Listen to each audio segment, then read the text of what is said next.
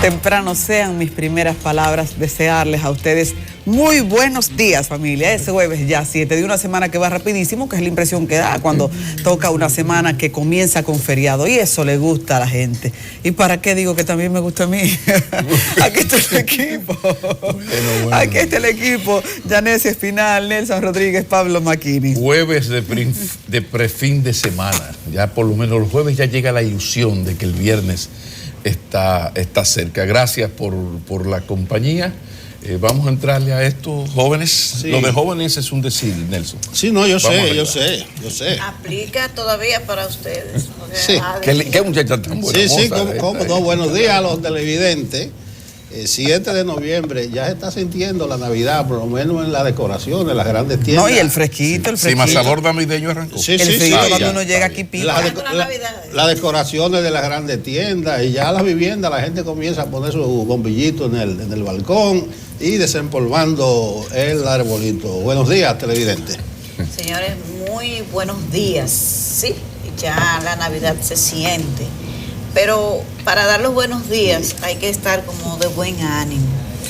Y hoy la verdad no se siente tan así por el tema de otro caso de feminicidio, pero que este tiene unas características que habría que decir, se dijo. Se dijo porque el caso de Juana Domínguez, asesinada en San Pedro de Macorís, entonces vuelve a poner en evidencia de lo que pasa. ¿De qué pasa? Que aquí el caso de Anibel puso en evidencia las deficiencias de las autoridades, del Ministerio Público, de todo el sistema de justicia, que funciona de una manera. Y bueno, todo el mundo sabe que si todas las puertas que Anibel González tocó para tratar de salvar su vida luego de que su asesino intentó, hacía 2 años, en el 2017, de matarla, se salvó por pura casualidad porque intervino la mano de Dios, pero un acuerdo con el Ministerio Público lo dejó en libertad. Entonces él la asesinó. Pues el caso de Juana Domínguez, que ocurrió recientemente, es exactamente igual. Pero si el Ministerio Público hubiese procedido de manera correcta, ¿qué fue lo que debió hacer? Esa fiscal de San Pedro de Macorís, que ahora está arrestada, que en aquel momento fue suspendida, se revisan todos los casos de violencia que está pasando aquí, porque usted ha hecho esto de manera improcedente, porque está el protocolo del Ministerio Público que prohíbe que en los casos de tentativa de asesinato, para los casos de violencia intrafamiliar, usted llegue a un acuerdo para dejar en libertad al agresor. Pero ese fiscal lo violentó todo. Y resulta, según las informaciones que han ido surgiendo, que a ella, en la medida de coerción que se le va a pedir, que imagino que pasará en el día de hoy, en los días por venir, se le acusará, entre otras cosas, de asociación de malhechores, porque resulta que las autoridades judiciales de San Pedro de Macorís, en componenda con unos abogados, supuestamente el juez, porque todo esto hasta que se pruebe son supuestos, tenían una mafia para dejar en libertad casos como este. Pero hay 300 y tantos casos solamente en el Distrito Nacional, en Santiago y en San Pedro de Macorís, donde se llega a acuerdos para liberar a agresores. Primero era que enviaban la orden de alejamiento con la misma mujer, con la víctima. Bueno, pues después de tanto criticar y decir que muchas mujeres, cuando le iban a llevar la orden de alejamiento a sus verdugos, entonces las asesinaban, las golpeaban. Entonces fue que se dieron cuenta que eso no procedía, que esa no era la manera. Ahora, miren la otra parte de poner en libertad una persona que intentó asesinar a alguien. Pero ¿y qué es esto? ¿Cómo es posible que ocurriese lo de Juana después de lo que pasó con Anibel? Es otra víctima del Estado, es el responsable, las autoridades son las responsables de ese asesinato que se pudo evitar con una canalización eficiente del sistema de justicia, pero no ocurrió así. Pero es que no pasa nada nunca, por eso se repite de nuevo. Y aquí, cuando hablamos de corrupción, se trata mucho, señores, de hablar de los grandes casos, de las sobrevaluaciones de obra, que no es que está bien, está mal y muy mal, malísimo. Pero la peor corrupción es la que se da en el interior de las instituciones del sistema de justicia. Porque esa cobra vida, como es el caso de Anibel y es el caso de Juana Domínguez. Y tantos casos que conocemos de mujeres que llevando orden de alejamiento, entonces sus verdugos acaban con su vida. Esa sí es la corrupción que hay que parar. ¿Y qué pasó con el caso de Paola Languasco, que ustedes vieron asesinada, descuartizada? Y ustedes vieron que recientemente trajeron en extradición a su asesino. Ese señor salió del país en complicidad con alguien porque él no debió salir. ¿Y qué pasó con los que lo ayudaron? ¿Qué investigaron? ¿Qué hicieron? Nada. Por eso se repite una y otra vez lo mismo, porque ponemos candado, no después que nos roban una vez, no después que nos roban 1.000.000 de veces, pero con la vida no se puede jugar de esa manera. ¿Por qué el Ministerio Público no revisó todos los casos con un poco más de urgencia, por decirlo de alguna manera, que de acuerdos para liberar en esa fiscalía, en ese sistema de justicia de San Pedro de Macorís, la inspectoría del Ministerio Público? Fue el 31 de agosto que pasó lo de Anibel y no han ocurrido 3 meses cuando otro asesinato con las mismas características de una persona que fue liberada luego de que intentó, fueron 9 puñaladas que le dio ese señor, ese ¿verdad? Que tiene un nombre de un ser humano, pero que por su comportamiento no encaja. ¿Por qué tienen que pasar estas cosas? Entonces, es importante que pasemos de las palabras a los hechos, pero de manera más eficiente. La caracterización del crimen, de los feminicidios, esa es la forma de evitar que esto ocurra con tanta frecuencia y de una manera que nos avergüenza, porque se sabe que es difícil para las autoridades controlarlo todo, y no son la mayoría de los casos de feminicidio que ocurre que tienen estas características, pero los que se pueden evitar para que las autoridades pongan un ejemplo y digan, sí, estamos trabajando más allá de lo que enviamos a los medios de comunicación y ese interés sobrehumano de salir todos los días hablando de este tema. Y ya lo había dicho antes, este tema de los feminicidios, ese problema, ya tiene que llegar a otra etapa, la etapa de la sensibilización a través de los medios, de ese problema social. Ya se cumplió, toda la sociedad está sensibilizada, menos algunas autoridades, como el caso de la fiscal, esa no. ¿Usted entiende? Porque no le cabe el término, la acusación de asociación de malhechores no es una asociación criminal, porque hay que tener, ¿verdad?, poco razonamiento humano y poca responsabilidad para usted poner en libertad bajo un acuerdo que no tiene ningún tipo de justificación un hombre que va a ir a asesinar a una mujer que todo indica que podría cometer un crimen de esa naturaleza, y usted como autoridad prestarse para eso.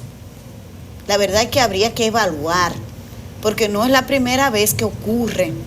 Y tenemos el caso de la fiscal de Villabaja, que con el tema aquel famoso de siembra de drogas, de aquella peluquería, y todo lo que salió por el comportamiento de esa autoridad. Entonces, hay que ver qué es lo que está pasando, la inspectoría del Ministerio Público. ¿Cuál es el seguimiento que se le da a las autoridades? Que no son todos, no, pero hay cosas que sobrepasan y que parecen que son voz populi, que ocurren y que todo el mundo las conoce, menos las autoridades. Entonces, el tema de estar en los medios de comunicación sensibilizando, la sociedad está sensibilizada con el tema de los feminicidios y de la violencia hacia la mujer. Hay que pasar a otra etapa donde haya más eficiencia de las autoridades, de todas las instituciones. Ya basta de que haya tantas políticas diversas, cada quien con un programa particular, porque parecería que hay un pugilato de quién encabeza. Ese no es el tema, es que hay que combatirlo con eficiencia y ya hay que pasar a una etapa mucho más profunda, a un tratamiento mucho más responsable con relación al tema de la violencia y los feminicidios, porque son muchos los que se pueden evitar y por una gestión inadecuada de justicia ocurren casos como los de Juana y como los de Anibel.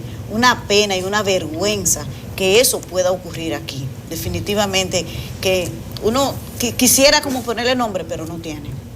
Saben que la Procuraduría no se entera de estas tragedias cuando me refiero a tragedias, no a la muerte, sino a esos expedientes, cuando ocurren las muertes, porque se supone que cada fiscal mensualmente envía sus informes al procurador, que de manera implacable los reclama. Tan rígido es que los fiscales están impedidos de hablar con la prensa. Hay un régimen de la comunicación muy especial ahí. Y lo menciono porque me llama la atención que en los últimos meses San Pedro de Macorís ha sido siempre un referente negativo de la justicia. Tenemos allí muchos jueces cancelados, sometidos a juicios disciplinarios, y también muchos fiscales. 2 jurisdicciones se han convertido en una zona de peligro para República Dominicana: San Cristóbal y San Pedro de Macorís. No se enteran por la prensa. Recibe tanto el Poder Judicial como la Procuraduría General de la República informes de su gente, informes de factibilidad, cuántos casos son sometidos, cuántos casos pasan, cuántos no. Y hay 2 temas que son más críticos que todos: el narcotráfico y la violencia de género. Sobre el narcotráfico, el 85% de los casos, según datos de la Dirección Nacional de Control de Drogas, no llegan ni siquiera a un juicio de fondo, se quedan en el amague. Usted ve los titulares y los ruidos, pero eso no va a pasar de ahí. Sobre los casos de violencia de género, solo en San Pedro de Macorís tenemos en los últimos meses, por lo menos 100 casos de juicios abreviados. ¿Qué significa un juicio abreviado? Esto que acaba de mencionar Yanesi. Nosotros nos vamos a poner de acuerdo porque consideramos que la justicia hay que simplificarla, pero ahí hay un tema de fondo, que es la decisión administrativa, porque ahora mismo está pidiendo la ministra de la Mujer que por ley, pero hay una decisión administrativa, eso no debería pasar. No debería pasar nunca que ningún caso de violencia de género termine en un acuerdo, porque hay algo de fondo ahí. La mujer víctima de violencia de género tiene que ser cuidada de ella misma. La condición de agresión genera una especie de trastorno mental que hace a esa mujer incapaz de poder decidir sobre ella misma, porque tiene el apremio de su agresor. Yo no quisiera sobreabundar demasiado porque el tema está muy discutido. Aquí la mesa necesita hablar también de otros asuntos, pero creo que es necesario que llamemos cada cosa por su nombre. La Procuraduría General de la República hoy quiere convencernos de que su máxima decisión, su implacable decisión de frenar, hoy se consuma con la detención de esa fiscal. No es cierto, eso es una mentira. La detención de esa fiscal es un elemento. Hay una estructura, toda una estructura que ha generado que ahí no estén funcionando debidamente las instancias del Ministerio Público ni del Poder Judicial. Una combinación que no tiene excusas, porque en una sociedad cada vez más violenta, si hay algo que necesitamos que funcione, es la justicia. Es la justicia, porque no nos queda nada más a los ciudadanos per se. Para todo lo demás, entonces, que vengan las instancias que faltan, pero la justicia, en una sociedad que se está abriendo tanto campo a la violencia, a la corrupción, tiene que funcionar. Si no, de ahí en adelante viene el caos que desespera a la gente y que hace que cada uno venga a buscar justicia por sus propias manos, que se generen protestas sociales luego infrenables y de ahí en adelante entonces más problemas que luego no se pueden controlar con decisiones administrativas. Hasta ahora queda demostrado que aunque hay muchos desafíos, este tema no es de recursos solamente. Este tema no es que se junten los presupuestos. Es un tema de que ni siquiera la mínima responsabilidad pueden exhibirla a las autoridades, que todos los días nos quieren vender titulares sobre el asunto. Entonces, uno quisiera creerles, pero algo dentro de mí no me lo permite. Penosamente es un día en el que la agenda como que se repite. Parece que nos estamos repitiendo y es una desgracia porque la gente lo siente y cada expediente como que nos hace sentir más vulnerables. Buenos días para esas familias lastimadas porque no tenemos cómo compensarlo. El presupuesto nacional no tiene cómo compensar a los niños que se quedan huérfanos por estos temas. Entonces, penosamente, buenos días.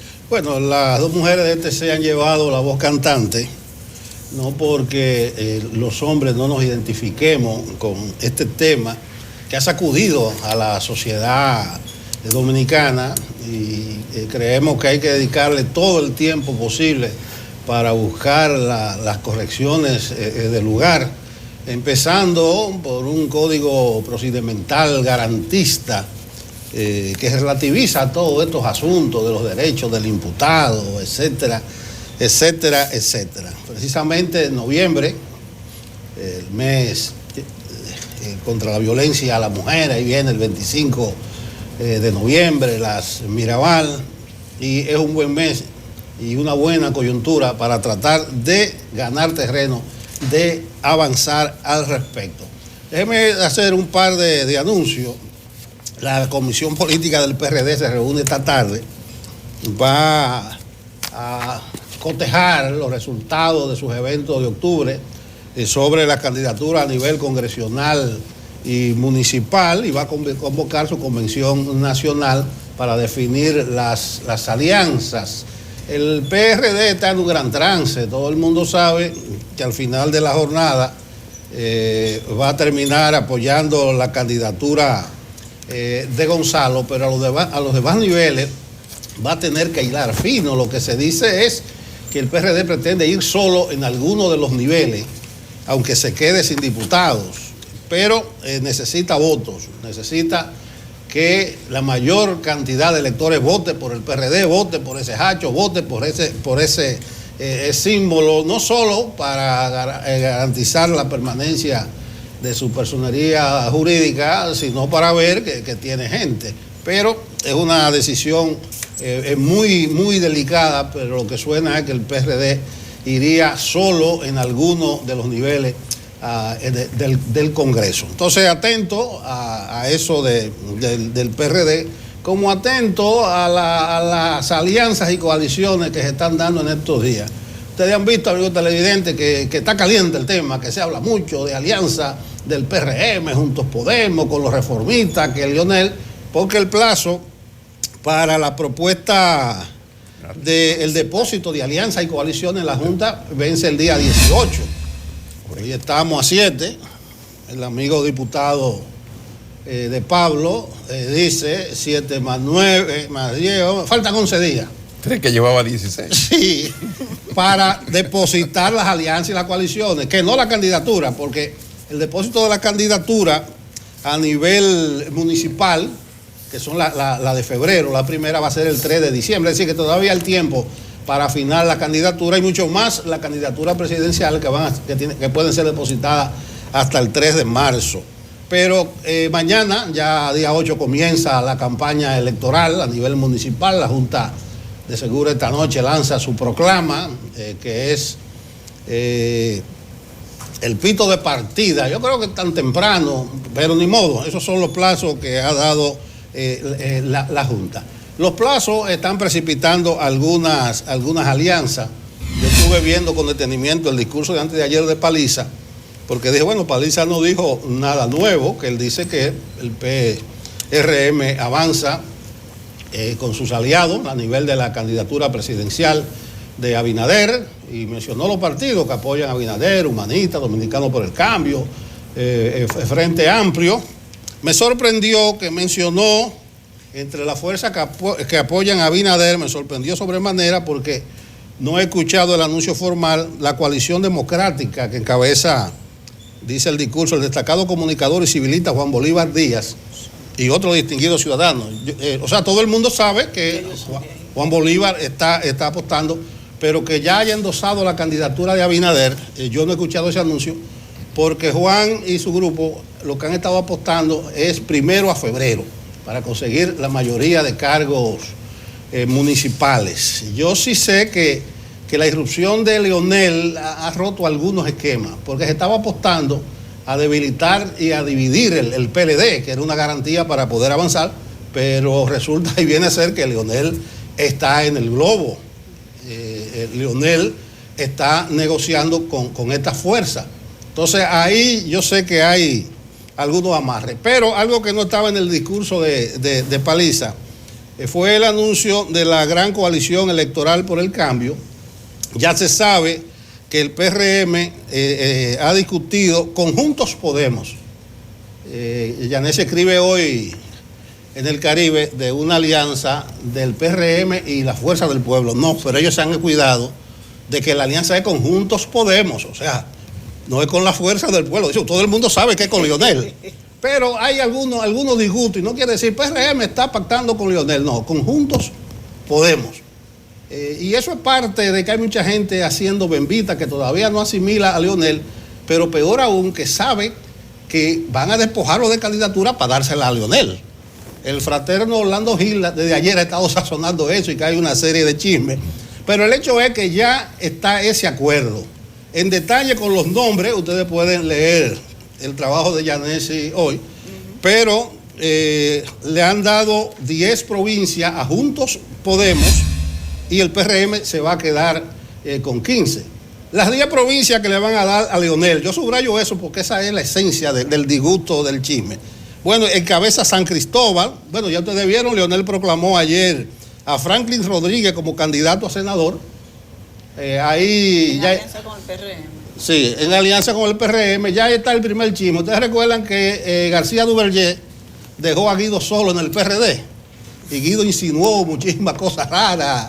Y se suponía que García Duvergé iba a ser el candidato a senador, pero no va a ser Franklin Rodríguez por la Fuerza del Pueblo. Y cuando en los próximos días se va a cotejar el asunto de... ¿Cuántos partidos serían los que participarían? Muchos partidos.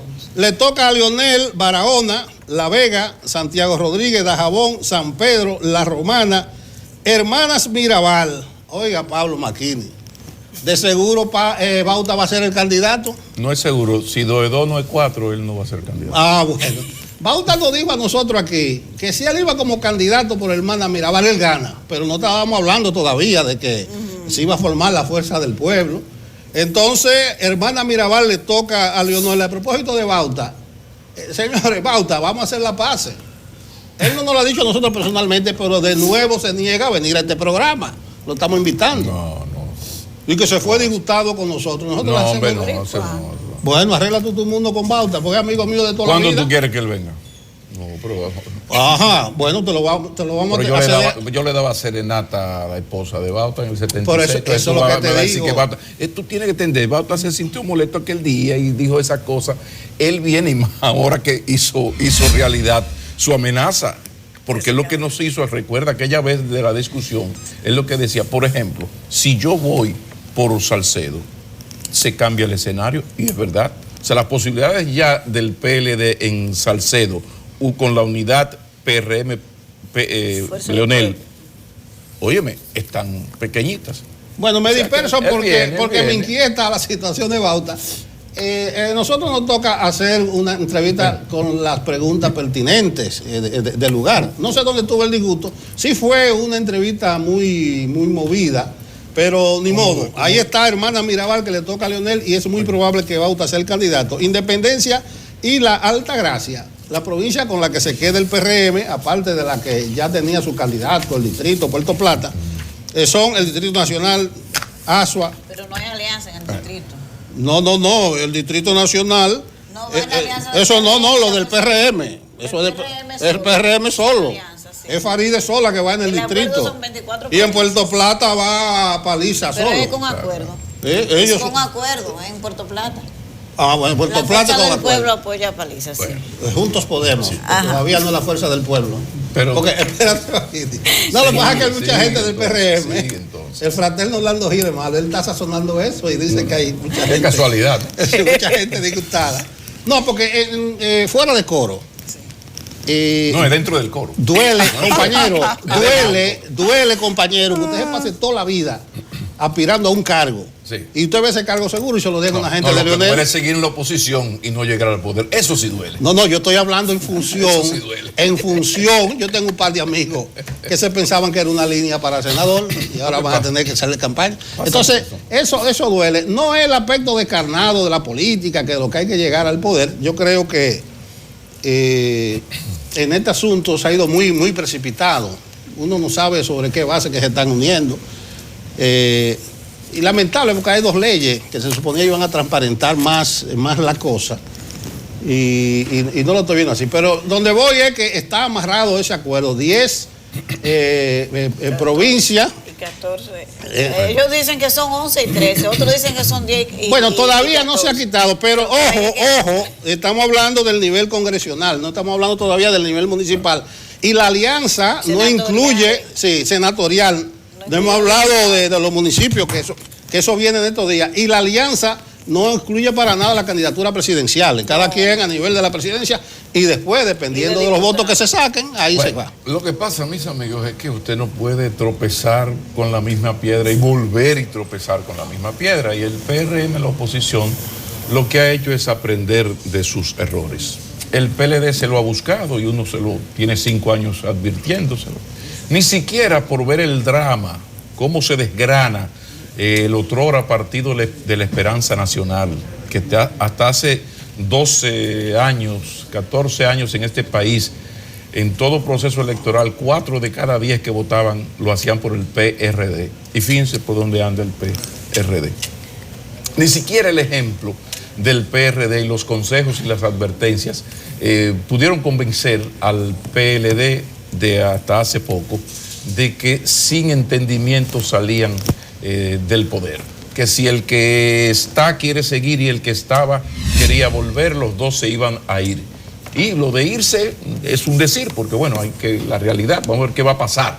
Ahora, cuando usted revisa, usted se da cuenta que la situación se le está poniendo cada vez más difícil. ¿Por qué? Bueno, porque ya hay una unificación de criterios, para utilizar un término muy peledeísta, en la oposición, en que cualquier sacrificio es poco para la función primera. ¿Cuál es la función primera?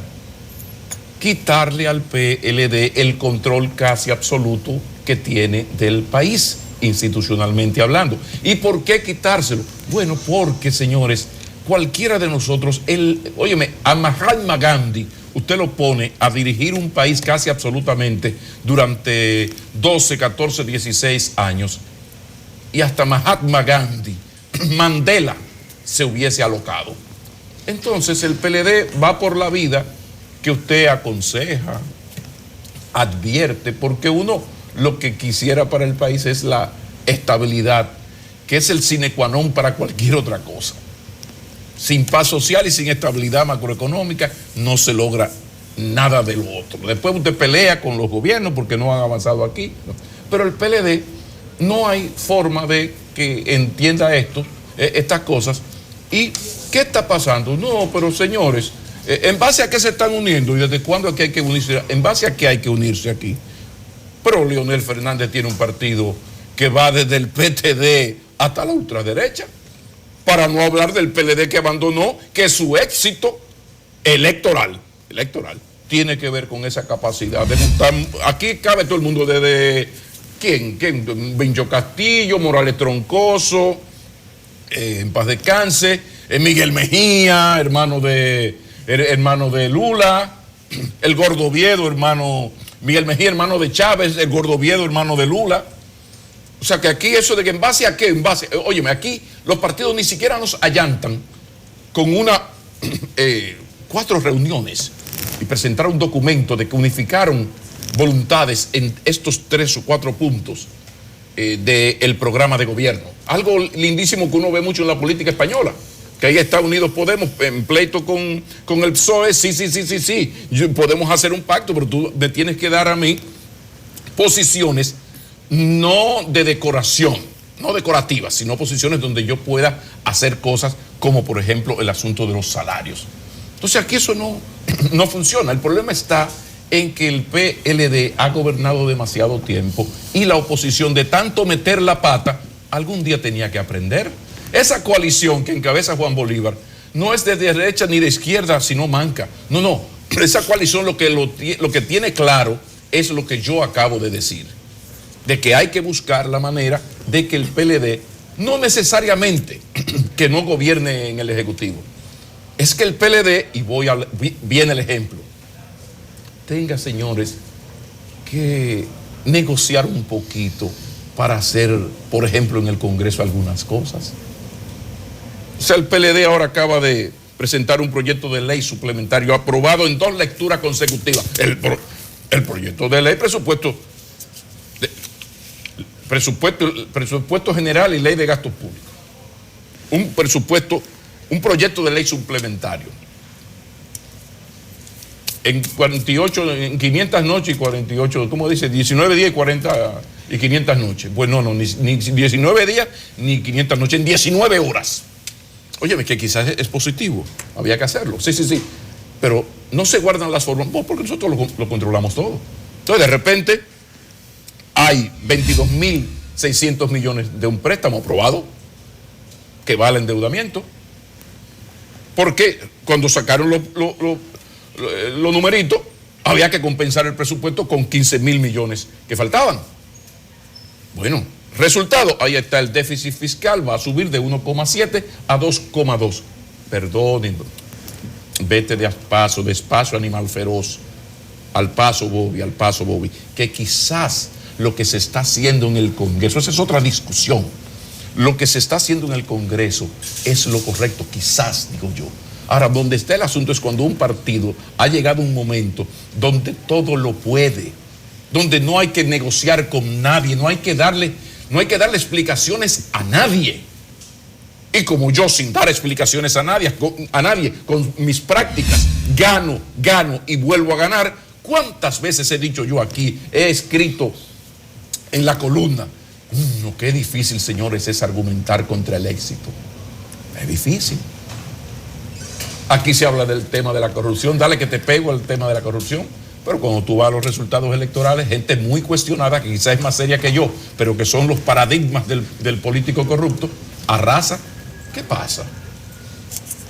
Aquí hubo un legislador que ahora ustedes dos que están tan sensibles como siempre, pero un poco más, y hasta nosotros en este tema, porque uno está harto de la vaina esta del asesinato de mujeres. Pero hubo un legislador que en medio de una discusión dijo, ¿qué tanto que joden las mujeres? Si quieren abortar, lo que tiene que ser subirse una escalera y tirarse de nalga para abajo. Ustedes escucharon, qué feo se oyó eso. Ustedes me escucharon. O sea, por si la vieja mía me oye todavía, a mis años me da un pecozón de lo de antes. Sí, eso lo dijo un honorable legislador. Señores, ese señor arrasó en las elecciones. Y no me vengan con vainas que compraron votos. No, que el voto es secreto y menos ahora. Ahora sí es verdad, porque antes todavía existía la posibilidad de que, mira, tráeme la papeleta de Nelson para que tuviera que votar por Yanesi. Ya ni siquiera eso. Ya no hay papeleta. Entonces, ¿cuál es el electorado que nosotros tenemos? ¿Hacia dónde vamos? Entonces, ¿qué es lo que está ocurriendo ahora? Bueno, que usted revisa, y como uno le había advertido al PLD, no es lo mismo llamar al diablo que verlo entrar, sentarse a tu lado y decirte, Maquinini, ¿en qué tú estás? ¿Cómo está todo? No es lo mismo. De repente usted agarra, hay un entendimiento entre Juntos Podemos, Fuerza, lo que ustedes quieran, Leonel Fernández y Abinader, vamos a hablar claro, con la bendición de la embajada, que está sumamente preocupada, y por eso la llamada de Pompeo, por esto que yo estoy hablando. Porque también aquí hay instancias que tienen unos amores full y viejos, de esos amores suapiadores que uno puede tener en la vida, que van y vienen, pero siempre están ahí con la señora embajada de los Estados Unidos. A veces para mal, a veces para bien. Por eso yo esta semana hablaba de que aquí estábamos casi a punto de pasar de Yankee Cojón a Yankee Welcome. ¿Pero qué pasa? Bueno, que de tanto pasar lo mismo, perder y perder por la torpeza, porque son más torpes que un elefante borracho en una cristalería. Bueno, algún día tenían que aprender. Ahí está Guillermo Moreno entendiendo que ya esta vez su discurso, que uno le celebró mucho, de coherencia, que me decía en más de una entrevista a No Maquini, pero que yo no puedo tener un discurso ético contra el sistema de cómo se hacen las cosas aquí, tener este tipo de discurso y mañana ir con apoyar al PLD o al PRM, porque tú sabes que ellos son en esencia lo mismo, uno más acabado que otro, más eficiente, porque sí es un partido, y otro que se está constituyendo. Ahora, ¿qué ocurre? Que ya ese Guillermo Moreno ya se está conversando, ya usted revisa aquí y ya hay alianza PRM, PLD con Santiago Zorrilla en el Ceibo, que es una línea para bien o para mal. Yo al señor ni lo conozco ni lo desconozco. Yo no sé quién es Santiago Sorri. Yo lo que estoy hablando de que es una línea en términos de posibilidades de ganar. No estoy validando a nadie. Por si acaso. En Peravia, espérese que yo yo sí sé. Milcía de Franjul es una línea. Claro, enfrentar el PRM solo al PLD con Wilton Guerrero, que insisto, lo controla todo en el pueblo, no era tan fácil. Ahora, cuando se va una tercera parte o quizás más del PLD hacia con Leonel Fernández y esa cuarta parte, tercera parte, se va al PRM con Milcía de Franjul, la cosa es diferente. Para no hablar de Héctor Acosta, que basta con que le cante un merengue a uno, que uno se pone medio pro torito, ¿no? Entonces imagínense el torito con el PRM y Leonel. Paliza, imagínense. Eduardo Estrella, no vamos a hablar. Antonio Marte es una línea con esos dos juntos. No es de cuarto que también que estamos hablando. Aquí no se habla también de recursos. Bueno, ahí hay recursos y poder. Porque Antonio Marte puede ser la diferencia en una campaña electoral solamente con lo que significa CONATRA y la movilización de gente. Para no hablar de Ramón Rogelio Genao, y no voy yo a mencionar a Bautista Rojas Gómez, que ya termino porque a Bautista yo tengo que llamarlo, porque ha habido un malentendido, porque Bauta coge esos piques, pero Bauta es un excelente entrevistado. Lo que pasa es que Bauta coge la cuerda en el sentido de que uno ni siquiera los mejores amigos, y quizás Bauta es un buen ejemplo de eso, le puede uno hacer entrevistas cómodas, y creo que Nelson es de la misma línea. Aquí yo cuando me he enfrentado a amigos en las entrevistas, que a veces fuera del set me da un poco la queja, conmigo, me tiraste, digo, hermano, es que yo vivo de esto. Esto de las pocas cosas que yo hago relativamente, medianamente bien a mis años, es esto, este es mi trabajo. Entonces, ¿qué tú quieres que yo haga? Con mi trabajo no puede jugar nadie. El profesor Carlos Maquini se sienta ahí y uno le va a hacer una entrevista como debe hacer, ¿verdad? Como se debe hacer una entrevista. Entonces, dejemos esto de este tamaño, hay muchísimos temas, pero sí quería dejar la advertencia de que lo que está ocurriendo es que, caramba, uno puede en plan Julio Iglesias tropezar 2 veces con la misma piedra, pero no 4 ni 5 veces. Y eso es lo que está ocurriendo. Para más datos, con la bendición del imperialismo yanqui, que ya nos está llevando a la posición de Yankee go home a Yankee welcome. Bueno, dejémoslo de ese tamaño, porque producción no va a ser un lío fácilmente, como se lo hicieron a nuestro invitado que tenemos ahora, que vamos a hablar de esa situación. Una precisión, Maquini. Estamos totalmente de acuerdo que hay que hacer alianza, que hay que llegar al poder. Que estoy 100% de acuerdo contigo. Lo que yo estoy reivindicando es que dejemos un poquito al lado los acuerdos de aposento. Porque tú mencionas Unidas Podemos, pero eso fue público. Ellos hacían mayoría para el gobierno y le dijeron, mira, denos el Ministerio de Política Pública. ¿Y alguna vez se ha hecho diferente de lo que se está haciendo ahora? En la historia política dominicana se ha hecho diferente. Ah, bueno, es que entonces tú estás reivindicando la falta de decencia en la política, porque yo no mencioné el acuerdo y es una indecencia de Leonel, que el sector pero oye, Fernández negocie con pero el oye, PRM. no es una indecencia. Entonces, el hijo de Leonel es el primer diputado a la circunscripción 1, y no mencionamos la alianza que tiene Leonel con el reformista. Entonces, ¿qué es lo que uno reivindica? Que se digan las cosas, que se informen. Pero tú estás informado porque salió. Se puede criticar el hecho, pero se informó. Lo que no se informa es un video de ellos dos en una reunión viendo que van a negociar. Porque cuando se ha hecho aquí sería fantástico. Esa es la utopía. Ahora, esto que se ha hecho, Juntos Podemos, PRM está negociando. Señores, negociamos. Atención, país.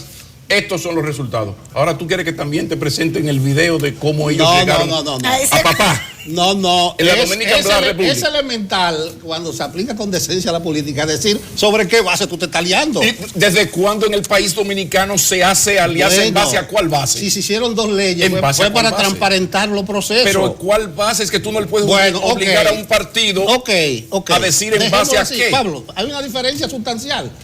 Que no primen los acuerdos de aposento, que se hagan todas las alianzas habidas y por haber, pero que se le informe al elector, que es el que va a votar. Eso es lo único. Ahí está. En su momento. En su momento. Ok. Yo voy a esperar. Yo voy a esperar en su momento. Lo que pasa es que ahora, como yo le decía a Guido, entonces Leonel se pasó para el lado de lo bueno, porque él era un crítico feroz de Leonel. Entonces yo digo, informen las cosas. Nelson, recuerda lo de... Tú eras reformista en los 12 años y eres un azapí, hijo de la gran pi, María.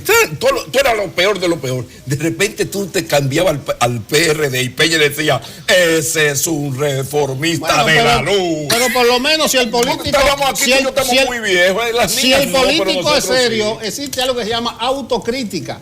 Ajá, entonces, ¿cómo tú vas a renegar al pasado que tú tuviste en el PLD? Te estás yendo a lo ideal en lo que tú y yo estamos de acuerdo. No. Pero de repente tú te me estás poniendo más papista que papa en la Dominican Black People. Estoy reivindicando la decencia en la política y criticando los acuerdos y aposentos. Que no se hace de manera diferente. No vamos a hacer un lío como el del Colegio de Abogados aquí. Miren, señores, en las últimas horas, en las últimas horas, lo que está pasando en el Colegio de Abogados ha provocado el asco de ver cómo la lucha por el poder ya supera la razón. Porque espera, se han entrado así ya. Tengo que interrumpirte. Bauta dice que viene el martes. Muy bien. Que va a hacer la paz con nosotros. Saludos. Gracias, Bauta. Excúsame, Adi, pero tenía que decir eso. No, pero es una mención necesaria. Y el sábado yo voy a cantar en la escuela Hermana Mirabal en Ojo de Agua. Que vaya en jean como antes. Caramba. Excúsame, sigue, Adi. Miren, señores, se han entrado a sillazos y a pescozones en el Colegio de Abogados luchando por el poder. Y yo creo que qué mensaje tan tosco, porque uno sabe que a final de cuentas ahí lo que hay son cuadros políticos igual. Son no solo la lucha de grupos, es literalmente la lucha de dos partidos. Entonces, si le aplaudimos esto a la política, pues el caos va a llegar al río. Vamos ahora a la pausa comercial, pero adivinen entonces cuál es el invitado de la entrevista principal. Nada más y nada menos que el presidente del Colegio de Abogados, Surún Hernández, que va a responder todo eso que se le ocurre a uno necesariamente saber después de estos líos. En breve volvemos. Qué bueno que continúan con nosotros en Enfoque Matinal y ahora vamos a una entrevista súper interesante por el interés que ha despertado el conflicto, más bien la lucha interna por la presidencia y la elección de las autoridades del Colegio Dominicano de Abogados. Hoy nos acompaña el presidente del Colegio de Abogados y candidato a seguir en el cargo, Miguel Surún Hernández. Gracias por venir hoy en esta entrevista tan oportuna. No, para mí es una honra, un honor estar ante ustedes y ante el país, externando y respondiendo las inquietudes referente a los trágicos acontecimientos acaecidos el pasado martes. Bueno, yo no diría trágico, sí, deplorable, lamentable. Para nosotros han sido trágicos. Bueno, no es fácil usted durar casi 4 años preparando, adquiriendo con todo el sacrificio del mundo equipos para formación de profesionales del derecho y que de pronto venga una turba y de manera alevosa los destruya. Eso sería lo de menos. ¿En cuántos años es que se gradúa un abogado? 3 años. Bueno, y no es fácil durar 3 años en una universidad estudiando y después que se muestre lo que nosotros vimos ahí, que evidencia un nivel de encono. Hay algo muy importante. Ahí habían abogados y personas que no eran abogados. Y eso tiene que ver con un plan premeditado orquestados por esas personas que hasta llevaron cadenas. Ellos encerraron... Cadenas y un candado. Ellos encerraron a la comisión electoral abajo. O sea, ellos pusieron una cadena porque todo fue un plan premeditado para amenazar y extorsionar a la comisión electoral. ¿Y dónde radica la diferencia? Mira, lamentablemente todo se remonta a casi 3 años y algo atrás. Ese grupo que fue ayer y destruyó las instalaciones del Colegio de Abogados de la República Dominicana es el mismo grupo que en el 2016, y estamos hablando específicamente de un grupo instigado y enviado al colegio por el señor Enrique García, que es el candidato del Partido Revolucionario Moderno, y encabezado por la señora Vergia Soler, que es la presidenta del Frente de Abogados del PRM. Ese es el mismo grupo que en el 2016 intentó destituirme del cargo mediante un golpe de Estado institucional que fue fallido. Es el mismo grupo que se opuso a la aprobación y implementación del carnet digital y a la digitalización de la identidad del abogado. Es el mismo grupo que se opuso a la aprobación de la ley. Es el mismo grupo que se opuso a la adquisición de la nueva casa en la Bolívar, que va a ser inaugurada en los próximos días. Es el mismo grupo que, a pesar de haber sido convocado mediante una publicación y haber sido llamado de manera personal a la asamblea donde se iba a seleccionar esa comisión electoral, no asistió. Pero ellos dicen que ese presidente de la Comisión Electoral tiene compromisos con usted y que usted es candidato, que supuestamente el presidente de la comisión, el señor Galván, incluso es empleado o trabaja para el Colegio de Abogados. ¿Cómo es el tema? Es que tenemos que tener los pies sobre la tierra. Estamos hablando de que todos los abogados tienen una relación con el colegio porque ese es su colegio. El señor Galván fue y fungió como miembro importante de la comisión electoral que organizó el pasado torneo electoral. Entonces, en aquella oportunidad era una persona incuestionable y de pronto ahora es cuestionable. Lamentablemente, son de las situaciones que a veces uno se pregunta de hasta qué punto son creíbles esos argumentos, porque si era cuestionable en aquella oportunidad, ¿por qué no se cuestionó? Entonces se cuestiona ahora. Esa comisión electoral es una comisión electoral totalmente imparcial que va a arbitrar, duélale a quienes duela, y va a celebrar las elecciones el próximo 7 de diciembre. Pero si hay cuestionamiento de un sector a la comisión electoral, ¿por qué no llegan a un acuerdo y pueden quizás poner personas de consenso? Para, digo yo, no sé, para facilitar un entendimiento. Es que hay un asunto institucional. O sea, es muy, digamos, cuestionable que a 30 días de las elecciones, porque los números simple y llanamente no le dan a un candidato, venir y tratar de incidentar ese proceso para que no se celebre.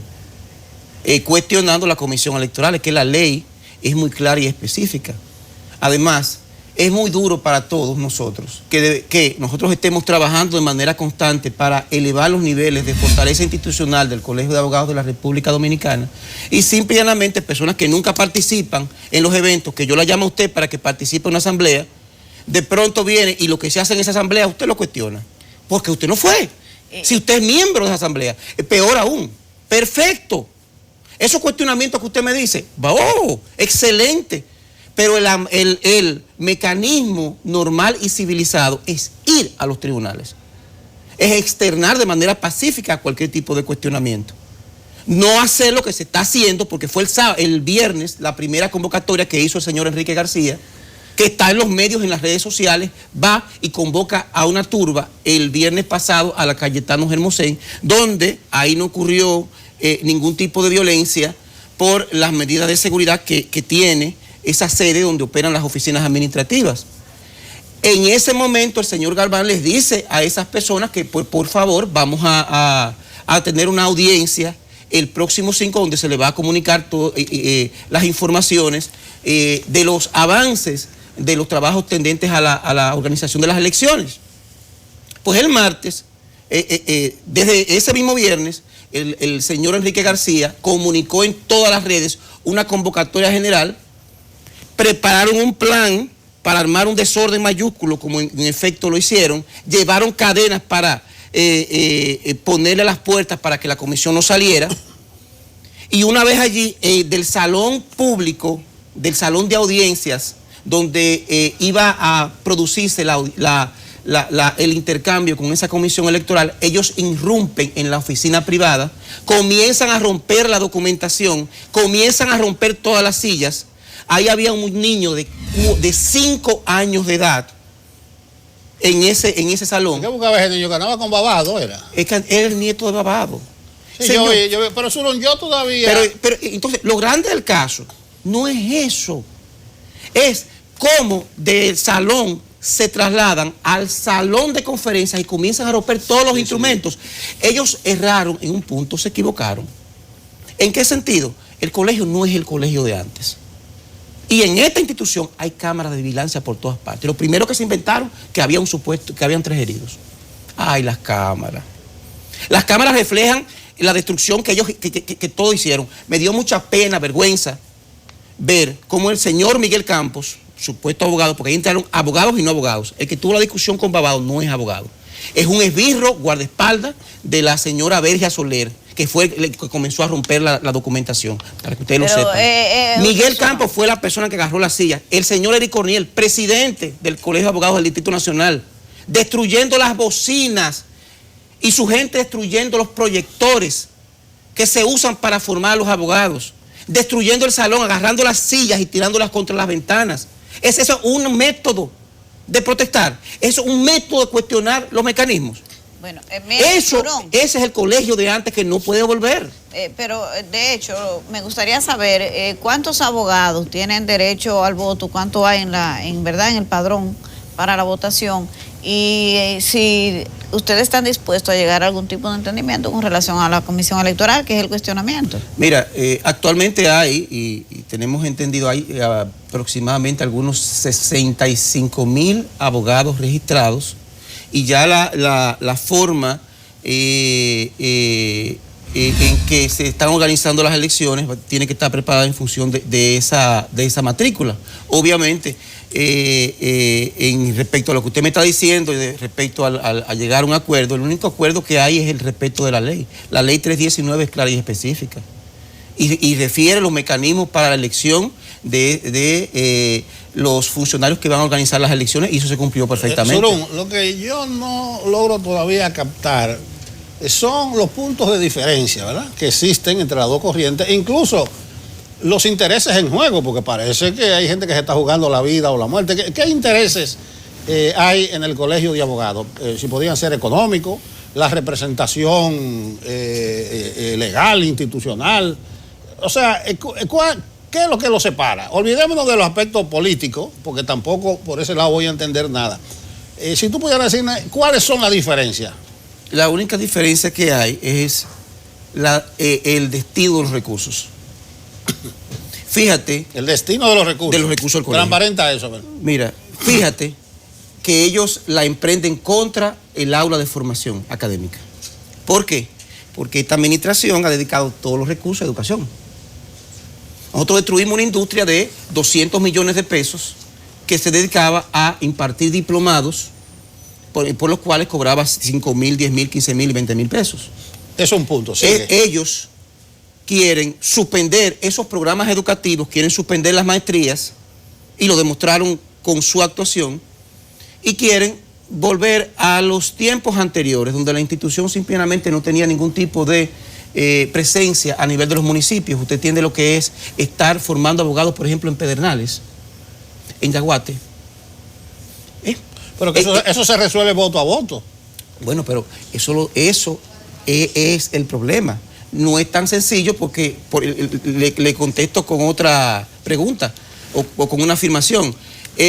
También se resuelve apoderando un tribunal cualquier tipo de inquietud jurídica que se tenga respecto al nombramiento de la comisión electoral. Y el mecanismo que se usó fue la violencia. O sea, violencia y secuestrar personas dentro de un edificio con candados, que no les importó que un niño de 5 años estaba en ese salón. O sea, estamos hablando de personas totalmente desarmadas, ¿Y es verdad, no civilizadas. ¿Es verdad que tú te vas a querellar? No, ya eso se produjo, claro. Y está las solicitudes de Aldicap para que extraiga todos los videos, porque eso no se puede quedar impune. Todo, porque usted no tiene idea del sacrificio que implicó la remodelación y preparación. Usted no tiene idea lo que el sacrificio financiero que implica el mantener los cursos de formación. ¿A cuáles instancias judiciales acudiste? A lo penal y lo disciplinario. Pero obviamente es que no se puede permitir. Usted sabe lo fácil que usted agarrar un proyector, acondicionar ese salón, por ejemplo el salón de clases, con una inversión cuantiosa.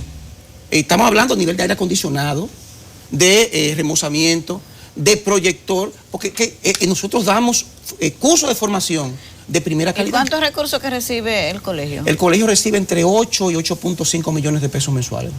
Pero eso es por aportes del Estado y aportes de los afiliados. Esos ronda entre 8 y 8.5 millones como consecuencia directa de la entrada del sello que tienen que pagar todos los usuarios y tienen que pagar todas las personas que registran algún tipo de actividad comercial. ¿Y en cómo se distribuye ese dinero mensualmente? ¿En nómina, en mantenimiento? Nómina, la mayor parte se va en educación, porque nosotros pagamos una gran nómina en materia de docentes, que vale decir la mayoría son jueces, son fiscales y son profesionales de alta calidad académica. Bueno, 8 milloncitos de pesos, si es por ahí que vamos de los intereses económicos, pero tampoco entiendo los intereses políticos. ¿Por qué se acusa directamente al PRM? ¿Hay alguna diferencia ideológica, política evidente porque los miembros del gremio tienen derecho a simpatizar por cualquier partido. No es un pecado. Yo no he hecho esa referencia. No. Yo estoy acusando de manera directa a la presidenta del Frente de Abogados del PRM, a esa persona, porque cada quien es responsable por sus hechos. Estoy acusando a Enrique García porque él es responsable directo por sus hechos. Yo no estoy generalizando en absoluto. Estoy responsabilizando a Miguel Campos, que fue la persona que tiró varias sillas contra el presidente de la Comisión Electoral. Estoy responsabilizando al señor Eric Corniel, que fue la persona que destruyó los proyectores y las bocinas. Estoy acusando de manera directa, por ejemplo, al señor Medrano, que fue uno de los que tomó documentos y los rompió. Estoy acusando de manera directa a un tal Ogando, que también participó, y a otro abogado que fue el que tiró la silla y que destruyó todo, hasta el counter. Ellos no tomaron en consideración porque ellos entendían que no había cámara de seguridad y que solamente la opinión pública iba a presenciar las filmaciones que ellos hicieron a través de sus celulares. Cuando ellos iban bajando, destruyeron el counter, las sillas y golpearon al pobre vigilante con una trompada. Los videos están. Pero eso va a tener responsabilidad penal, porque eso no puede quedar impune. Es muy fácil usted agarrar el trabajo, el sudor de la frente de otro, destruirlo, porque sí. ¿Pero a cuáles instancias acudiste tú judicial? ¿Penal? Sí, pero ayer estuvo la fiscal de la zona colonial. El DICAT, pero ¿a qué instancia? Para ver si no se trata de advertencia, de amenaza. No. Créame que no. La fiscal de la zona colonial, ya nosotros hablamos y procesamos ya el querellamiento penal. Hablamos también con una instancia y hicimos las solicitudes correspondientes con el departamento del DICA para que hiciera, a través del Ministerio Público, la extracción de los videos para que puedan ser utilizados en justicia. Si los videos que nosotros hemos planteado no son usables en justicia, salvo que estén debidamente extraídos a través del auxiliar del sistema de justicia, que en este caso es el DICAT, previa solicitud del Ministerio Público. La policía científica en el día de hoy va a ir al colegio a hacer los levantamientos correspondientes, porque yo reitero, esto no puede quedarse impune. Es muy fácil destruir la propiedad de todos sobre la base de una inquietud o queja y de pronto que todo quede exactamente igual. El colegio de abogados no es el colegio de antes, donde usted podía hacer ese mismo lío y nos sentábamos, espérate que vamos a ceder al chantaje porque no queremos. Ayer me llamó una persona amenazándome y yo le dije a esa persona que yo no tengo inconveniente. Mire, usted es el candidato por el Partido de la Liberación Dominicana, Dignidad Jurídica, creo que se llama. Exactamente, Dignidad Jurídica. Lo ha presentado, pero ese partido se dividió. Entonces, los abogados que siguen la corriente de Leonel Fernández, ¿lo van a apoyar a usted? Mira, nosotros estamos en una contienda eminentemente gremial. Y los abogados, todos, porque nosotros tenemos de todos los partidos, siempre lo visualizan de esa manera. Al contrario, a Zulún Hernández en algunos círculos se le critica por ser una persona que ha sido muy conflictivo con el poder. Nosotros hemos discutido mítines, quejas, cuestionamientos, por ejemplo, con el mismo jefe de la Suprema Corte de Justicia, con varios estamentos del Poder Judicial, y nos hemos manejado desde una perspectiva, independientemente de nuestras preferencias, eminentemente gremial. Eso lo seguiremos haciendo y los abogados reconocen eso. O sea, nosotros estamos tan claros de que, en definitiva, eso es lo más importante. Y quizás lo que sucedió el martes es un reflejo de ese colegio que antes existía, que superponía lo político a lo gremial.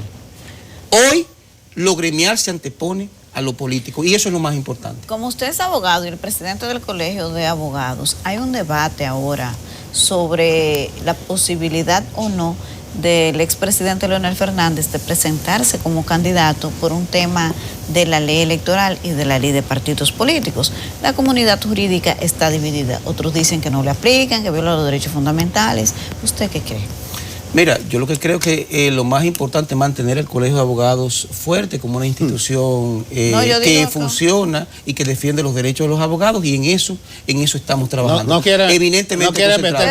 Pero usted es el presidente del Colegio de Abogados. Ahí debe haber una opinión bastante clara sobre ese tema. Mira, yo te reitero, nosotros como institución estamos trabajando por los derechos de todos los abogados y ese es nuestro norte. Nosotros no vamos a desviarnos en aspectos que pueden distraer nuestro foco de atención en favor de mejorar las condiciones de vida de los abogados de la República Dominicana. Bueno, y puede afectar la unidad interna también, los votos, porque si usted opina a favor o en contra, eso va a repercutir en los miembros del colegio que puedan verse perjudicados. Yo lo que entiendo es que cuando se ocupa una posición como la que tenemos, nosotros tenemos que ser cuidadosos y concentrarnos en lo gremial. Yo particularmente, los gremios, los abogados y sus intereses y su formación académica, que es lo más importante. Nosotros no podemos venir y estar usando la institución para fines personales, que eso precisamente es lo que quiere hacer ese grupo. Ellos no fueron ahí, ellos fueron ahí como militantes políticos, no como abogados. A mí me interesa. No, pero está bien, pero denos la opinión personal entonces. Sí. O sea, porque una opinión que no comprometa al colegio. Lo que opina Surún de este debate. Miren, yo les reitero, yo estoy enfocado eminentemente en fortalecer institucionalmente el colegio y sobre esa base. No le ha dado tiempo a leer la ley de partido, la ley electoral, todos esos debates que se han dado. Usted no tiene tiempo. Yo estoy enfocado en el colegio. Ya Surún está claro, no quiere comprometerse. Las elecciones están pautadas para el día 7. Para el día 7 de diciembre. Este incidente no afecta el cronograma, porque a lo mejor hay que hacer algunos reajustes. Mira, el problema fundamental de esto es precisamente que el objetivo de ese grupo de personas es impedir que haya elecciones el pasado. ¿Ustedes tienen filiales? En las 35 seccionales, en todas las provincias. ¿Y cómo ha repercutido este incidente? Bueno, es que duro. Que los abogados vean que hay un incidente en un salón y que vean que esa turba agarre y destruya propiedad del colegio, rompa los instrumentos de formación gratuita a los abogados. Eso crea una situación de imagen un poquito fuerte. Bueno, yo me lo digo en función de los locales, si se han redoblado las medidas de seguridad. No, porque en definitiva el objetivo de esas personas es que no haya elecciones. Ellos lo que querían era forzar, secuestrar a la comisión electoral para que ellos se asustaran y renunciaran. Históricamente, ¿cuál es la participación más o menos? En el último proceso participaron 22.000 personas. ¿De 65.000 o menos? De 60.000, en ese momento habían 62.000. Es poco, sí. Un tercio. Antes, cuando nosotros fuimos electos, nosotros ganamos participaron algunos 14.000. En el segundo periodo aumentaron a 22.000 y nosotros esperamos que ahora la participación sea mayor. Bueno, Surún, yo creo que es deplorable el incidente, independientemente de las diferencias internas de ustedes. Incluso el de la silla es pasible de ser acusado de intento de homicidio, porque si él le forjaba esa silla al presidente, otra hubiera sido la historia. No, y el niño de 5 años en ese salón. O sea, hay que tener... Está tipificado así la acusación, intento de asesinato. Tentativa o turba, no sé cómo ustedes le llaman. Alteración del orden. Sí, claro que sí. ¿Ustedes siguen en el mismo local de la zona colonial? Tenemos 2 locales, tenemos 3 locales. Pero están en la zona colonial. Ese fue en la Pero zona ya colonial. ustedes deben dejar ese ahí, ese patrimonio histórico de la humanidad. Nosotros adquirimos un nuevo local en la Bolívar número 9 que próximamente vamos a estar inaugurando. Bueno, Surún, muchas gracias. Muy pertinente y oportuno. Gracias a ustedes. Dios tu presencia, porque es un hecho que ha dejado muchas inquietudes, muchas dudas. E incluso habla muy mal de los abogados, no solamente del sector que lo patrocinó. Por eso te preguntaba del tiempo que ustedes duran en una universidad formándose. No solamente en leyes. Me imagino que tendrá mucho que ver con la ética. Recuerda que de esos que armaron los incidentes, había muchos que no eran abogados. Y que el abogado tiene un arma, es la persuasión, razonamiento y la oratoria. Bueno, estaremos atentos de aquí al día 7, esperamos que no se repitan hechos de este tipo y que se compita en buena ley por el bien de la clase. No son una clase, pero uno siempre dice así, que la clase de los abogados, por el bien de ese sector, porque lo fundamental de ustedes es defender los intereses de los agremiados. Perfectamente. Bueno, muchas gracias a ustedes. Dios los bendiga. Gracias a Miguel Surún Hernández, presidente del Colegio de Abogados y aspirante a la reelección, por habernos acompañado. Continuamos con Enfoque Matinal.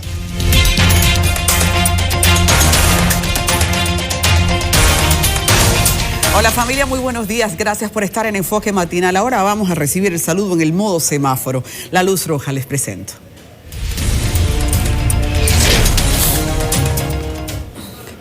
Fíjense ustedes, han visto un momento en la lucha libre en que usted dice el jugador está noqueado, está golpeado. El presupuesto del país para el 2020 está noqueado y esos son los golpes peligrosos porque afectan la vida país y con eso a todos. Bregando con el presupuesto salen las verdades que el gobierno muchas veces quiso ocultar. Gobierno, alebrécate, que lo del turismo pinta feo. No, todo está bajo control, no pasa nada. Gobierno, cuide el tema del dólar. No, tranquilo que todo está bien. Gobierno, cuidado con tus líos políticos que nos desestabilizan, ni caso. Este año nos salvaron las remesas porque Dios no se quita de su sitio. En la bajadita todo lo que no funcionó se refleja en el presupuesto del año que viene. Y ustedes están mirando al Congreso porque ahí se aprueba justamente la economía del país. En una decisión, en un escenario de debate público en el que salen datos importantes. La caída de los ingresos representa unos 15.000 millones de pesos menos para la economía nacional el año que viene. Eso necesitó que se aprobara ayer en 2 lecturas consecutivas un financiamiento. ¿Qué es un financiamiento? Resumido, pedir prestado. ¿Cuánto tuvimos que pedir prestado? 22.644 millones de pesos. Esos son unos cheles rendidos. Y cada dinero extra de financiamiento, de préstamo, ponen apuros los ingresos porque hay que pagar mucho también en intereses. ¿Cuánto representa eso porcentualmente? De 1.7 del déficit nos fuimos a 2.2 a propósito de ese préstamo. La economía de un país, como la economía de una familia, se construye poco a poco. Y ese poco a poco hace que se vea lo mucho. Usted derrocha, se ve en bebida este fin de semana, a fin de mes usted pagará ese precio. Y fíjense ustedes, el 2020 es un año para observar, porque es un año de política dura. Lo que significa que siempre estamos al acecho de cómo se utiliza el dinero del Estado, porque siempre nos sorprenden con el monstruo, el derroche de los recursos del Estado. En un año que en sí ya venimos con déficit, pidiendo prestado mucho porque recibiremos menos, si a eso le agregamos el estrés, el susto de que se mal maneje lo que entra, pues es normal que tengamos preocupaciones. Así que comenzamos anticipadamente preocupándonos. Ojalá el gobierno de forma sensata se encargue del resto, que es respetar una administración pública que tiene que terminar siendo sana. Créanme, que sé que estoy soñando en un aspecto, pero tenemos derechos a querer que sea así. Así que el presupuesto del 2020 está noqueado. Pasemos a la luz amarilla.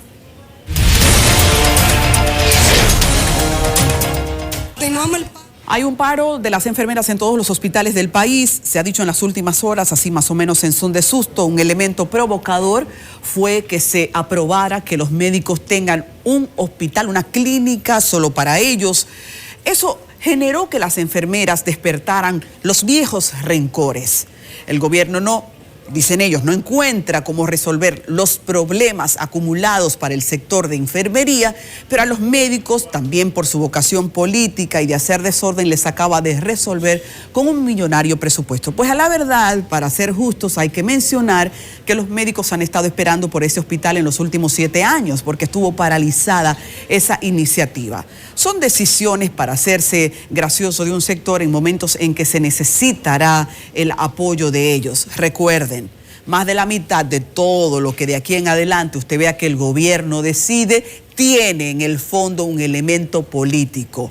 Captación de aprobaciones de sector, amarre de votos y por ahí nos vamos.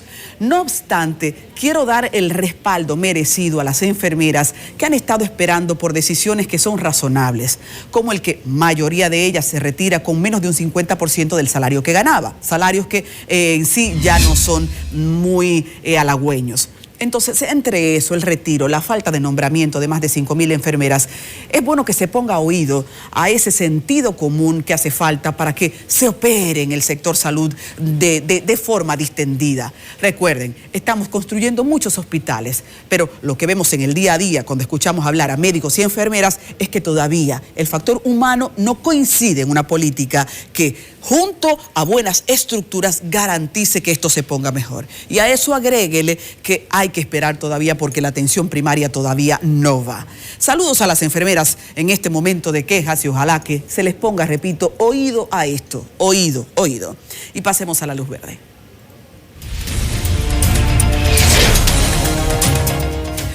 Señores, ustedes son testigos de cómo la sequía ha afectado en los últimos meses al país. Y eso se ha visto de forma directa reflejado en lo que se siembra. Han subido las cosas que tienen que ver con la producción agrícola. Por eso quiero saludar que en las últimas horas los agricultores del Valle de San Juan han recibido el apoyo de que ya comenzó su proceso de siembra de habichuelas.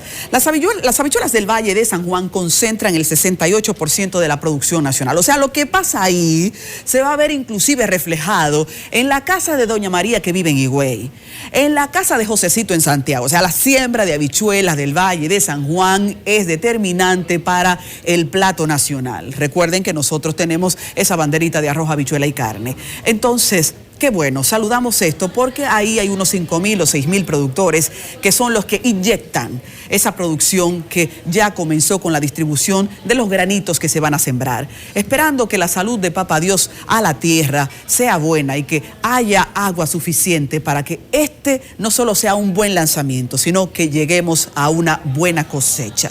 Saludos, y esto me toca muy a fondo porque yo visité el Valle de San Juan en los peores días de sequía y de allá venía yo llorando los cuentos de los agricultores de los que me hice buena amiga.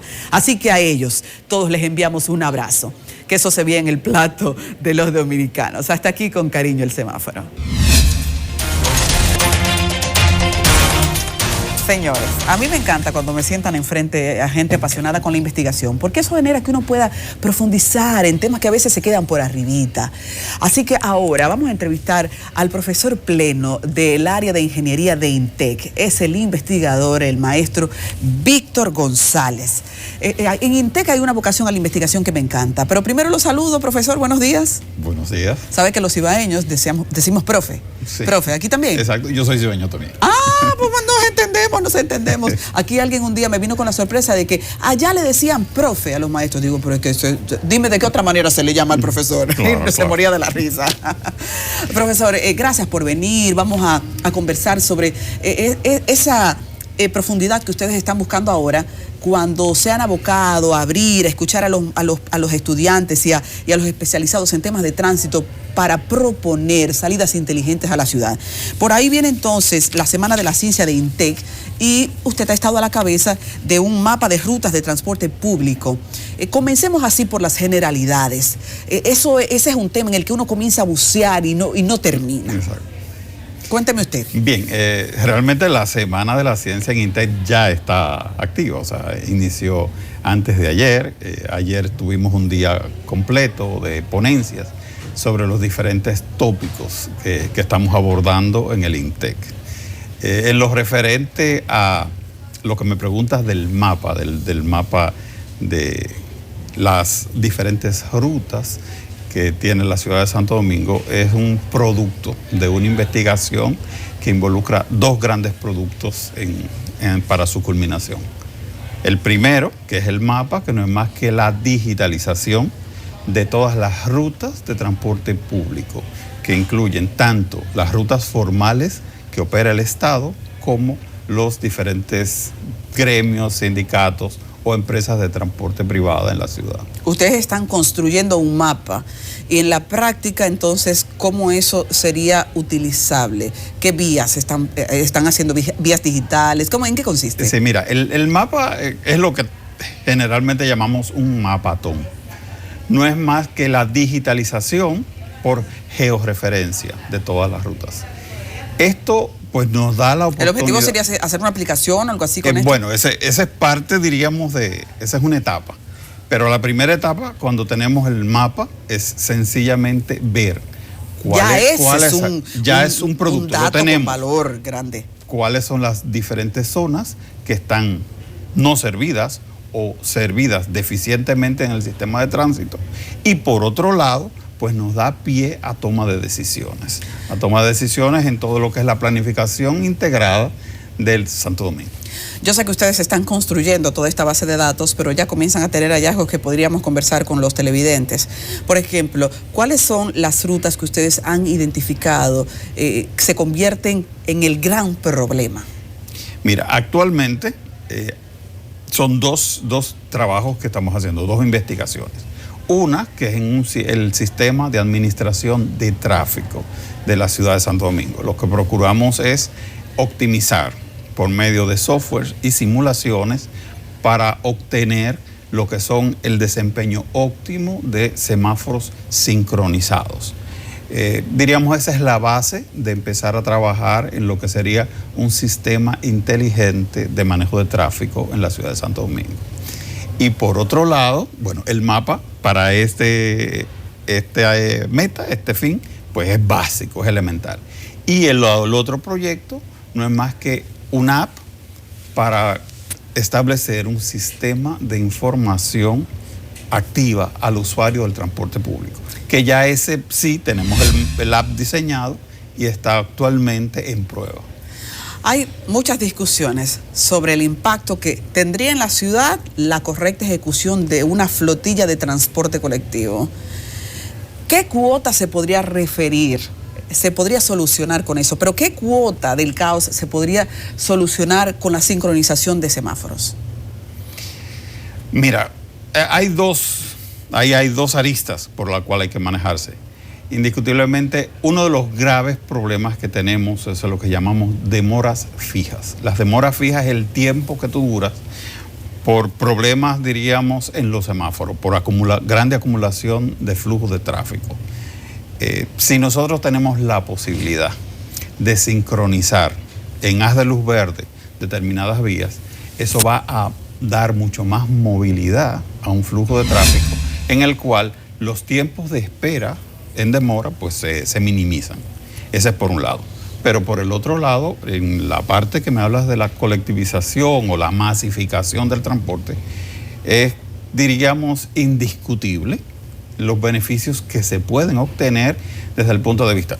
Tú tienes unidades pequeñas, tú tienes el transporte privado que también está incidiendo simultáneamente dentro del flujo vehicular, y si logramos, por ejemplo, un autobús de 50 pasajeros, pues te desplaza o te saca de circulación, ¿cuánto? 15, 20 vehículos privados. ¿Por qué? Porque la ocupación en los vehículos privados es a duras penas 1.3 en promedio. Prácticamente todos los que tenemos la necesidad de movilizarnos en vehículos privados para cumplir con nuestras responsabilidades, pues andamos solos, siempre en los vehículos. En cambio, si tú concentras esos usuarios en una unidad, pues sencillamente es muy alta la ganancia y claro, el espacio vial pues va a mejorar en su función, en su relación volumen-densidad. Profe, usted ha tocado una tecla delicada, porque en este país hay una vocación del empresariado ahora a la importación de muchos vehículos privados. Ese es un mercado creciendo y con mucho respaldo.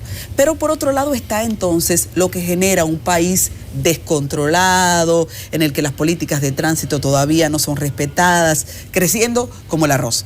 ¿Hacia dónde debe orientarse el tránsito en el país? Hablando de que por un lado está la presión empresarial de la importación, por otro lado la necesidad del gobierno, con el apoyo también del sector privado. Por ejemplo, mira cómo ustedes se están constituyendo en un gran apoyo, en un gran respaldo con investigaciones, el respaldo del sector privado y del gobierno juntos buscando salidas, y la necesidad de la gente de movilizarse. Bien. ¿Hacia dónde tiene que ir? Como una gran ciudad, ¿esto hasta dónde? Es innegable que el crecimiento de la economía por la necesidad de movilidad de personas y cargas involucra muchas veces un crecimiento del parque vehicular circulante. Ahora, existen normas, existen reglamentos en el cual se pueden lograr pues que haya una simultaneidad de los dos aspectos. Otra cosa, si seguimos importando vehículos de baja capacidad de movilidad, pues esto va a ir congestionando cada vez más. O sea, no hay política que funcione si esto se sigue llenando de carritos. Si el parque vehicular sigue creciendo, indiscutiblemente, las horas de tapones pues van a seguir aumentando. Pero entonces, frenar la importación o controlar la importación, ¿es una política de las ciudades sanas? Bueno, hay muchos países, por ejemplo, los países bálticos han restringido mucho lo que es la movilidad individual. Y lo que se potencia es la colectivización del transporte. Con la colectivización del transporte, pues podemos dar mucho más facilidad a la movilidad en la ciudad. Que puede sonar raro para el que está aspirando a comprarse su carrito, pero es una realidad que baja la presión cuando la gente tiene resuelto el tema de cómo se va a mover. Indiscutible. Si está resuelto. ¿Cómo reacciona el gobierno? Porque esta no es la primera vez que INTEC asume investigar esa naturaleza de realidades. ¿Cómo reacciona el gobierno cuando se le ponen esta clase de datos en la mano? ¿Ustedes consideran que es receptivo o de alguna manera estamos solo haciendo carita bonita en el momento y después se guardan los proyectos?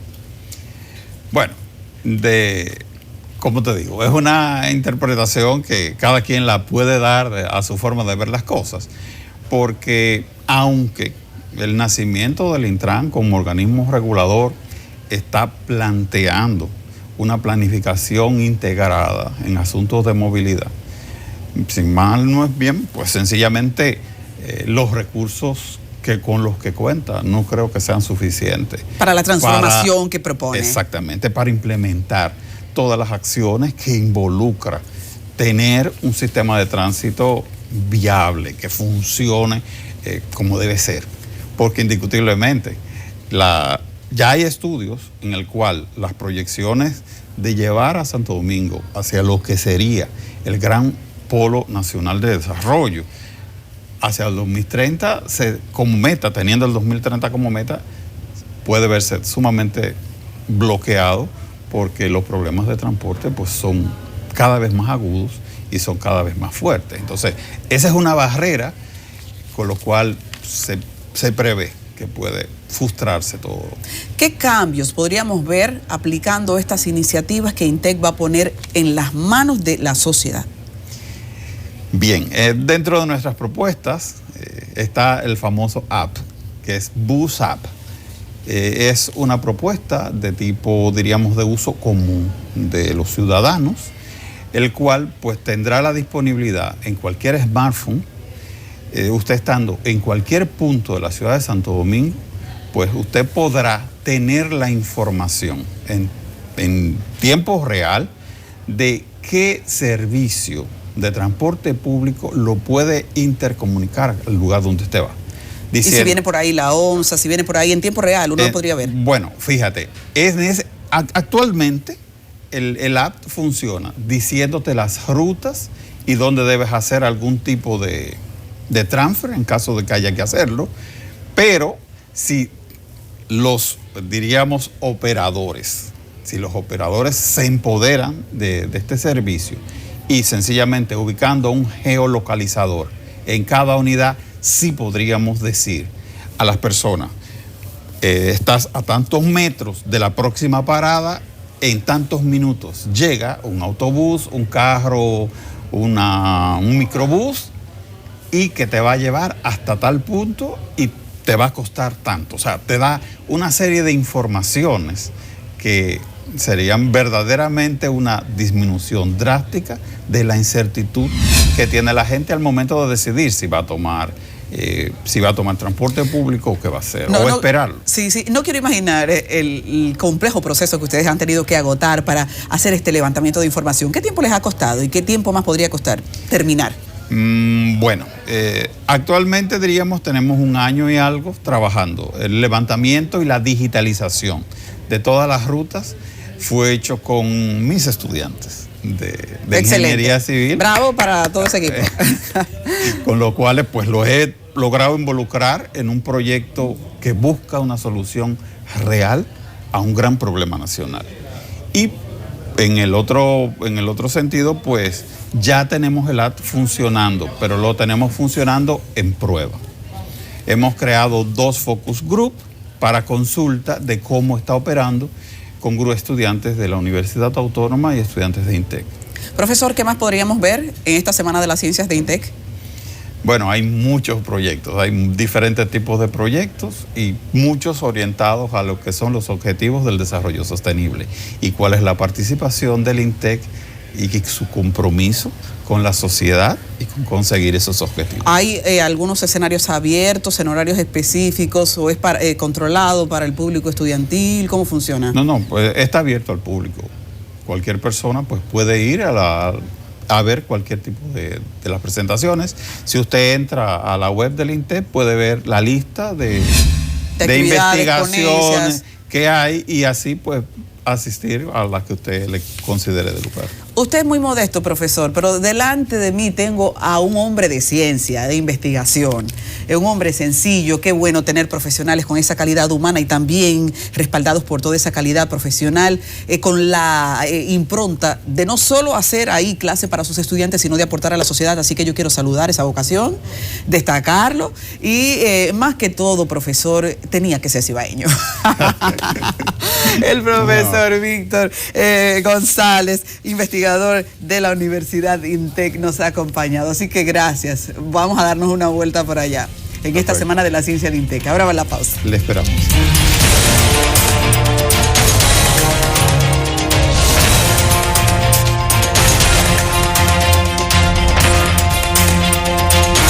A ustedes gracias, Adis, Nelson, ya hemos llegado a la parte final. Qué rápido pasó el día hoy.